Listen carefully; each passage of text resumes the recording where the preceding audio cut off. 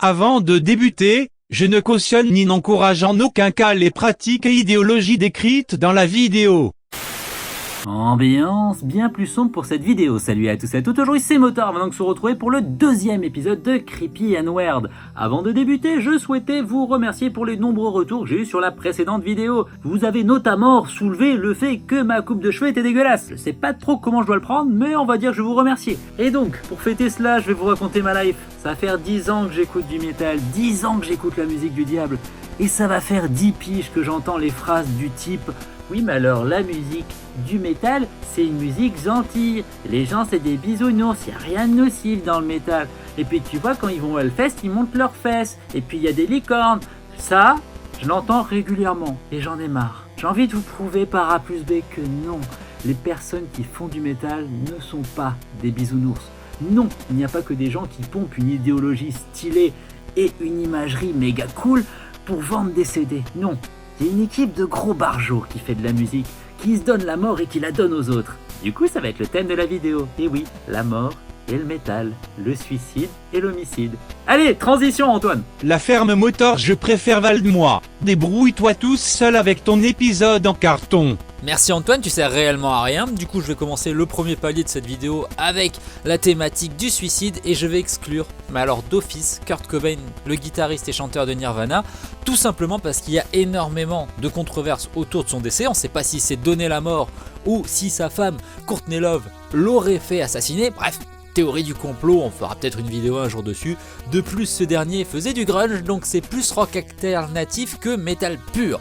Et le second que je vais éjecter violemment de cette vidéo va être Chester Bennington, le chanteur regretté de Linkin Park. Tout simplement parce que LP, c'est du métal alternatif slash pop slash indie rock slash ce que tu veux. Et ouais, parce que sorti de Meteora et Hybrid Theory, il n'y a plus grand chose de métal. Même si Hunting the Party avait essayé de s'y remettre, je suis désolé, ça passera pas. Et puis c'est ma vidéo, je fais ce que je veux, donc on va partir de suite avec des artistes plus sombres et plus métal. Hellfest. Pour débuter cette rubrique, on va parler du groupe le plus abordable de toute la vidéo, The Devil's Blood, donc le sang du démon en français, est un groupe de heavy metal rock occulte hollandais, originaire d'Eindhoven, lancé sous l'impulsion de Farida et Selim Lemouchi qui avaient en tête de mettre en place un groupe dont l'essence serait Black Widow, Coven, Black Sabbath mixé avec du rock prog underground des années 70, et le nom du groupe serait tout simplement inspiré par Watain, groupe de black suédois monté par Eric Danielsson. Jusque là, rien d'exceptionnel, même si leur musique est incroyable. Sauf que je vais m'attarder sur le personnage suivant qui est Selim Lemouchi. Selim Lemouchi est un de ces guitaristes, tu te demandes comment il fait pour être autant un génie. Ce mec est incroyable, il a des doigts, c'est ouf, sauf qu'il avait pas mal de background derrière qui te dit « Ah ouais, bon enfin, j'aurais pas forcément aimé avoir sa vie ». Cette personne était passionnée, voire omnubilée par la mort. Il y a qu'à voir le nombre d'interviews dans lesquelles il raconte que si il devrait passer à l'acte, ce serait par pendaison. Voilà. Il y a ensuite de nombreuses ramifications qui peuvent être faites entre lui et la scène sataniste, mais j'y reviens dans quelques minutes, ne vous inquiétez pas. En plus de tout cela, tu rajoutes un dégoût. Mais alors un dégoût de l'industrie musicale dans laquelle il travaillait, l'usage de drogue et le fait qu'il ait décidé lui-même de se donner la mort en 2013, est certainement l'un des plus grands artistes qui soit. Mais ouais, c'est déjà moins bisounours. Le deuxième pimpin sur lequel nous allons nous pencher est Per Yngve Olin. Plus connu sous le nom de Dead, c'est le chanteur le plus emblématique, le plus culte de la scène black metal suédoise. Membre des groupes Morbid et Mayhem, il fera tout simplement l'unanimité dans la scène, puisque c'est le premier à se peintureler la gueule, à hurler comme un gros cochon dans son micro, à se mutiler violemment sur les quelques lives qu'il a pu faire, et il dormait notamment avec des habits qu'il laissait traîner dans les cimetières. Donc quelqu'un de assez jusqu'au boutiste dans sa démarche.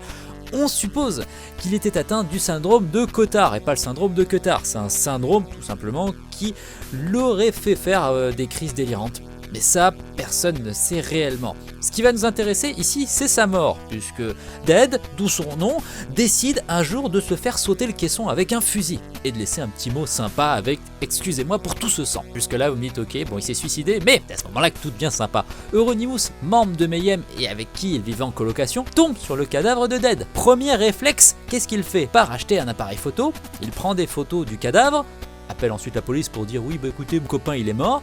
Il va faire développer les photos et les photos du cadavre de Dead se retrouveront donc sur l'album live Dawn of the Black Earth, On the Black Earth, cet album là de Mayhem, grosse ambiance. Autre anecdote, des bouts du crâne de notre ami Dead auraient été ramassés par Euronymous qui s'en serait fait des colliers et qui les aurait offerts aux différents membres de la scène black qu'il respectait énormément. Et dernière rumeur, alors celle-ci n'a pas réellement été vérifiée, mais une partie du cerveau de Dead aurait été mangé par Euronymous. Bon, c'est une grosse rumeur, je pense pas que ce soit vrai, mais c'est revenu dans pas mal d'informations que j'ai trouvées. Allez, on passe au suivant s'il vous plaît. Allez, le dernier de cette partie suicide, John Notveit, qui a été le chanteur et guitariste du groupe Dissection. C'est même lui qui a créé ce groupe. Alors pour ceux qui ne connaîtraient pas Dissection, c'est tout simplement l'un des plus grands groupes de métal ever. Il n'y a rien d'autre à dire. C'est ingénieux, technique, mélodique, ultra bien composé, ultra bien pensé. Les pochettes de Christian Wallin sont extraordinaires et les paroles vis-à-vis du satanisme anticosmique dans lequel baignait John Notveit est assez particulier, mais je vous conseille vraiment d'aller creuser tout ça. Il est aussi journaliste pour Metal Zone à ses heures perdues, et chose qu'on retiendra de lui en termes de background un peu perso, un peu chelou, c'est qu'il a été membre du MLO, Misanthropic Luciferian Order, donc un regroupement de personnes ouvertement sataniques et assez fermées. Je vous conseille d'aller faire 2-3 recherches vis-à-vis de là-dessus, vous allez voir, c'est que des gens sympas qui vivent entre eux. Et il a été aussi membre du gang suédois Werewolf Legion. Mec, franchement très sympa. En 2006, il se donne la mort dans des circonstances un peu sombres. On ne sait pas réellement pourquoi il a fait ça. On doute que, mais on ne sait pas. Et là vous allez dire, mais Moteur, c'est nul le dernier. Enfin, ça a l'air d'être un bon musicien, mais il n'y a rien d'exceptionnel. Ah oui, c'est là que nous allons faire la transition avec les meurtres.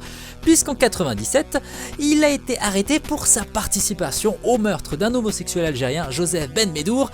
Du coup, il a passé quelques années en tôle. Et là on va parler des gens qui, au lieu de se donner la mort, donnent la mort aux autres. C'est parti pour la transition massacre. Babababam. Donc avant de parler des tueurs super confirmés, on va de suite faire une exclusion dans les règles.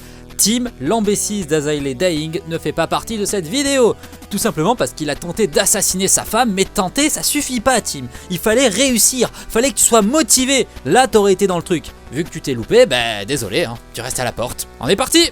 On va commencer de suite avec un groupe qui me fera blacklister par 95% de la population. On va parler de Molot, groupe russe, black metal et 100% nazi. Voilà, comme ça la monétisation elle vient de s'envoler. Moi aussi, bisous, à plus. Non, pour raconter un peu l'histoire derrière Molot. Alors Molot a été fondé par Alexei Levkin, une personne qui a à son CV pas mal de choses assez sympathiques, notamment un triple meurtre, pour lequel, je sais pas grand chose au final. Je sais qu'il a tué 3 personnes, ça s'arrête là. Voilà, il n'y a pas trop d'explications qui traînent sur ceci. Et bien entendu, il a profané quelques cimetières, mais j'ai envie de te dire, normal, black metal, tout ça. Et là vous dites, mais Moteur, attends, s'il a fait un triple meurtre aujourd'hui, il doit être en tôle pour les 15 prochaines années. Ah non, il fait des concerts régulièrement en Ukraine. Ouais, parce que l'Ukraine c'est bien, joyeux pays. Allez, on passe au suivant avec un background peut-être un peu plus profilé, j'ai envie de dire. Bon, on va parler rapidement d'Henrik Mobus, créateur du groupe Absurd, qui est un groupe allemand, et ça n'a rien à voir avec Rammstein. Voilà, parce qu'il n'y a pas que Rammstein en Allemagne. Bon, Absurd c'est simple, c'est du black metal ultra bien composé et ultra bien foutu. Cependant, je vous dirais d'y aller avec des pincettes, puisque l'idéologie globale du groupe est national-socialiste black metal. Grosso modo, ils sont nazis, c'est simple. Pour eux, la pire chose qui soit arrivée au monde et à l'Europe, c'est que Tonton Dolph est perdu. La pire chose qui soit arrivée aussi, c'est qu'il y ait autre chose que des blancs sur terre, donc si vous voulez pas de ça, n'y allez pas, un conseil. Mais après, bon, musicalement, si on fait pas gaffe aux paroles, c'est super sympa. Ensuite, qu'est-ce qu'il a fait ce bon vieux Henrik à part être nazi, ce qui est déjà pas mal? Quand il était jeune, à peu près 15-16 ans, tu vois, il a décidé d'assassiner un de ses camarades de classe pour tout simplement faire un rituel satanique. Et il a passé quasiment 10 ans en tôle et aujourd'hui il fait encore des tournées avec Absurd. Voilà, c'est la base, c'est sympa, la vie est cool. Qu'est-ce que vous voulez que je vous dise, moi? Bon, je vais faire simple. Faust est le batteur du groupe Emperor. Emperor, groupe incroyable de black metal symphonique mélodique, les guitares sont incroyables, la batterie est incroyable, le chant est incroyable, Ishan est incroyable, mais on va pas parler de lui, ni de la composition, ni de tout ce qui va se passer autour d'Emperor. On va juste parler des déboires du batteur Faust. Faust, qu'est-ce qu'il a fait? Bon, à part qu'il ait apparemment fait cramer quelques églises, j'ai envie de te dire, comme tous les mecs de la scène black à l'époque, il a eu une altercation avec une personne qui lui a fait des avances. Le problème, c'est que cette personne était un homme et qu'il était pas très fan. Du coup, ça s'est terminé à grands coups de couteau à travers la tronche. 37 exactement, Et puis bon, Faust il a fait quelques années de prison, à peu près 14, et puis un jour il est sorti de prison et aujourd'hui il a une carrière musicale tout à fait correcte. Ouais, cherchez la logique. Bon, pour clôturer cette vidéo, je vais clairement parler du tonton du game Varg Vikernes, créateur du projet solo Burzum. Alors Burzum, c'est très simple, c'est le groupe qui a certainement influencé le plus de monde dans la scène black metal, tout simplement parce qu'à l'origine, il y avait un groupe de heavy black metal dégueulasse, cradingue, joué avec les pieds au fin fond d'une cave et où la caisse claire est un plat de tagine, pour finir sur des trucs ultra ambiants au clavier, parce que Varg il aime bien le clavier. Et voilà, t'as le groupe qui a à peu près révolutionné la scène, puisqu'il y a eu plein de trucs. Enfin, la discographie est complètement inégale, mais je vous la conseille, et notamment Philosophem, ceux qui voudraient commencer à écouter ce truc. Musicalement parlant, il a aussi fait partie de Mayhem de manière assez courte, puisqu'il a enregistré là-bas sur Dom Mysteries Den Satanas et Diabolo, mais bon, qu'après il a été viré, mais je vais vous expliquer un peu pourquoi après. Et puis voilà, quand il était jeune, il avait une passion, c'était faire cramer des églises. Bon, on lui en veut pas, sauf que bon, il y a une personne qui est morte, hein, notamment un pompier, ce qui est triste. Et là, on est tout simplement au niveau des anecdotes crades. Alors, on raconte que les balles qu'aurait utilisé Dead pour se suicider étaient des balles envoyées par Varg, parce que Varg c'est un mec sympa. Et un jour, Varg s'est pris la tête avec Euronymous, donc la tête pensante de Mayhem, de Deathly Excellence, et la personne qui avait trouvé le cadavre de Dead plus tôt dans la vidéo. Ils se sont pris la tête pour des histoires qu'on ne saura jamais, hein, des histoires de contrats, de nana, bref, la lumière n'a jamais été réellement faite sur ce point-là. Et puis un jour, Varg se pointe chez Euronymous à 4h du matin. Il tape à la porte, bon, Euronymous lui ouvre en slip, et c'est là que Varg l'éclate à coups de couteau, et c'est ainsi que Euronymous décède. Oui, le mec s'est fait assassiner par un de ses potes, imagine un peu l'ambiance à l'époque. Bon, normal, hein, Varg finit en prison, le jour du procès il s'en battait les couilles, il en avait rien à foutre, il est sorti de prison, aujourd'hui il vit en Corrèze, et il a une chaîne YouTube qui s'appelle Tullian's Perspective. J'adore ce gars est clairement au-dessus du game, tu te rends compte? Meurtrier qui ouvre une chaîne YouTube. Génie! Conclusion.